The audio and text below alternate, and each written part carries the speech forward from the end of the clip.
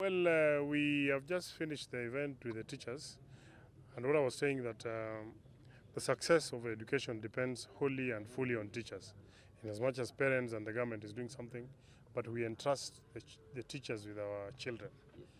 I know that we changed our education system from 844 to CBC, but just like with every major transition, there are actual changes that there are pain points, and those pain points, instead of us always just complaining, let us all work together to try and find a solution.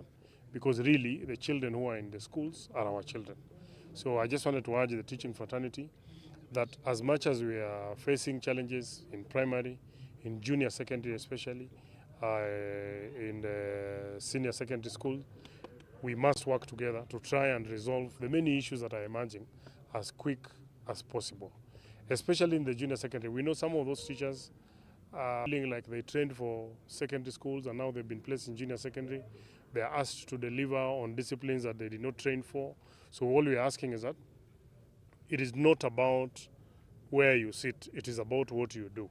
If you are truly trained as a teacher and you've got an opportunity to be in class, especially in this era, and the government has moved. I think by now we are heading to almost 100,000 teachers who have been onboarded. And if they continue with this trend, hopefully in the next 4 or 5 years we will have exhausted all our teachers who are actually trained, who did not have a job.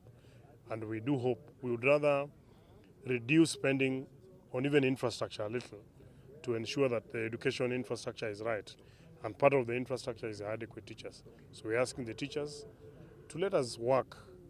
Complaining is easier, but doing something is more important.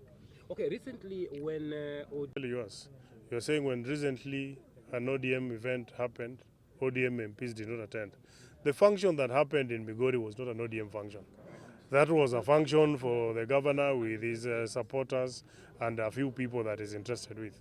That is why all the other leaders, including the county chairman, did not actually come.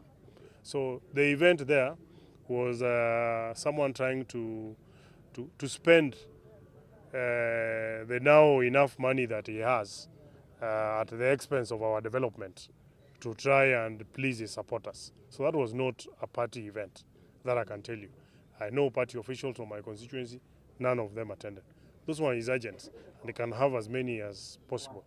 But the party is much bigger than any one particular individual. The real party elections will happen and people will select their people at the point. If anyone tries to cut corners with lists, we will simply convert that list to a list of his supporters. Do Migori County member of parliament have differences between them, the leaders?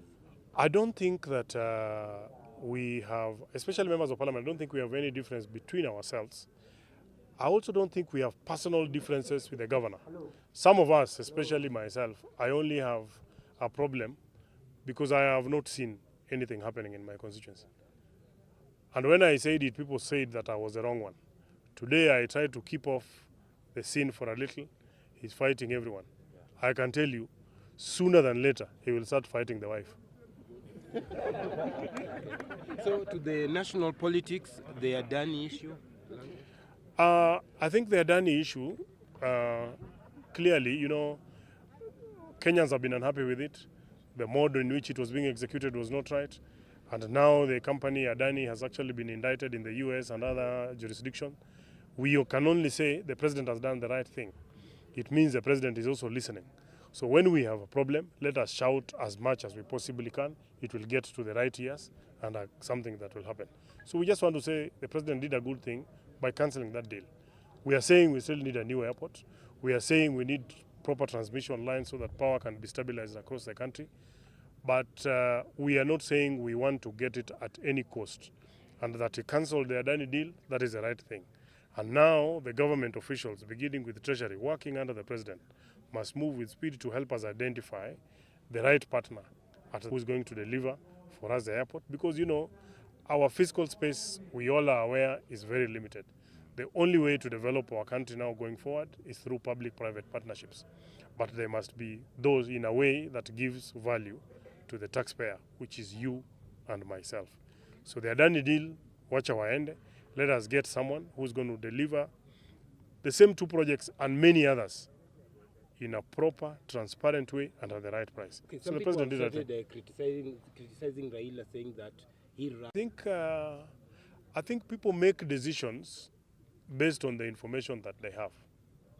Like, for example, the people of Migori made the decision about their governor based on the information they had. But now they have a different information. It is only a fool who does not change his mind. Koso.